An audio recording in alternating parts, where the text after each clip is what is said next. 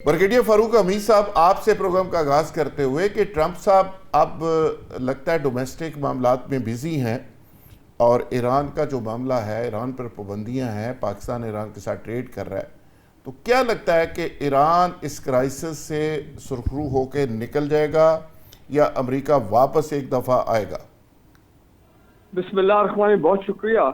मेरा ख्याल अभी तक तो ईरान जो है वो इस क्राइसिस में सुरखरू हुआ है, क्योंकि ना उसको ख़त्म किया गया है, ना उसकी रिजीम चेंज हुई है, ना उनकी आर्म फोर्सेस को डिस्ट्रॉय किया गया, ना ईरान ने सरेंडर किया है। हर चीज़ जो है वो तो ट्रंप की फेल होगी, नाकाम हो गई। और इन रिटर्न अमेरिका के अपने जो बेसेस हैं गल्फ के अंदर, उनको एक किस्म की बड़ी सख्त उनको नुकसान हुआ, जानी भी माली नुकसान भी। देखिए, बात यह है कि 9 हफ्ते रह गए हैं ट्रंप की मिड टर्म इलेक्शन, और आपने देखा होगा वीडियोस में कि उसने अपने वो जो इलेक्शन कैंपेनिंग होती है वो भी शुरू कर दी है।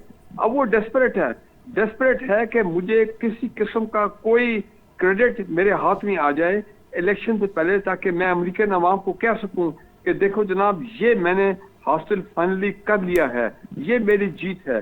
चाहे वो ईरान के इकोनॉमिक कोलैप्स हो, जो कि बिल्कुल नजर नहीं आ रहा, ईरान तो बिल्कुल ठीक ठाक चल रहा है, उनको कोई ऐसा मसला नहीं है। वो जो सैंक्शंस हैं, 50 साल से वो सैंक्शंस को फेस कर रहे हैं, और उसके बाद ट्रंप अगर कहा कि नेवल ब्लॉकेड मैंने किया हुआ है ईरान का और स्ट्रेट ऑफ हॉर्मुज़ को मैंने ऑक्यूपाई किया है, तो ईरान कहता है जी ये तो फिर अपना 51 कैलिफोर्निया, मजाक में कहता है कैलिफोर्निया भी हमारा एरिया है।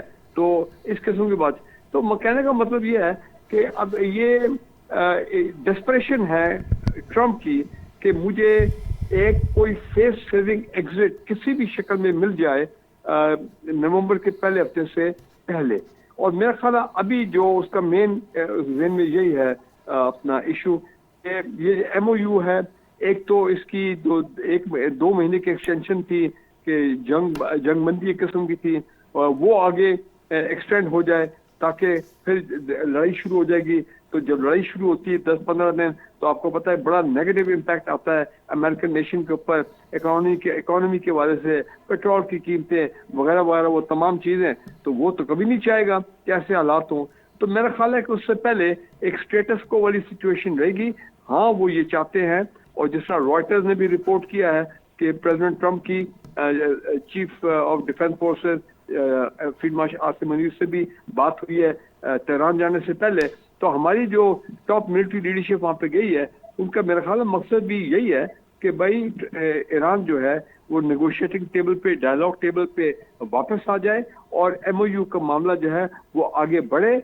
और ये जो सीज फायर अभी चल रही है जो 60 दिन की थी, इसको आगे लेके जाए। और तो बीच में 1-2 दफा बड़ी गड़बड़ हुई है, लेकिन फिर भी ये पीस प्रोसेस जो है वो आगे चलता रहे। तो सी के आगे बिल्कुल ठीक है के बाद क्या निकलता है। ठीक है ब्रिगेडियर साहब, बिल्कुल ठीक है।